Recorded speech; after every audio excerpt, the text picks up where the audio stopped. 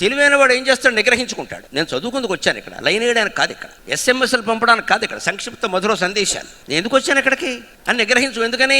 ఇంత పెద్ద గుడ్డ, దాని మధ్యలో ఓ రాయి వేసాం, ఒక చెడ్డ ఆలోచన వచ్చింది. వెంటనే చుట్టుపక్కల ఉండే చెడ్డ ఆలోచనలు వస్తాయి. వీడికి ఇలా చూడగానే పక్కవాడే, ఏంట్రా అడు చూస్తున్నావు బాగుందా అంటాడు, ఇదే పక్కరాయి అంటే. వెంటనే వీడేమంటే బాగుండమేంటరా అదిరిపోయింది ఫిగర్ అంటాడు. అంతే, ఆవిడ ఫిగరు, వీడికి షుగర్. వెంటనే తర్వాత బీపీ. పొరపాటున అమ్మాయి మధ్యలో క్లాసులోంచి లేచి అలా బయటికి వెళ్ళి అలా వెడుతూ ఉంటుంది. అప్పుడు వీడేమంటాడు, ఇదిగో చూడు మనం చూడాలని వచ్చింది అలాగా. దీన్ని సంస్కృతంలో పూర్వమే చెప్పారు, కాముకుడైన వాడు ప్రతిదీ తన గురించే జరుగుతుంది అనుకునే భ్రమలో ఉంటాడట. ఆ అమ్మాయి అసలు ఎందుకు వెళ్ళిందో, ఇంకోటి కోసం వెళ్ళిందేమో నీకేమన్నా తెలుసా? నీకెందుకు ఆ గొడవ, వదిలేరాదా? ఇందులో పడతాడు. వెంటనే లక్ష్యం పక్కకి వెళ్ళిపోయింది లేదా? అంత బరువైన మంచి ఆలోచన లక్ష్య సాధన. అటువంటప్పుడు ఖచ్చితంగా మన మనసులో రావాల్సింది ఏమిటో తెలుసా? ఒక శ్రీరాముడు, ఒక హనుమంతుడు, ఒక వివేకానందుడు లాంటి వాళ్ళని గుర్తు చేసుకోవాలి.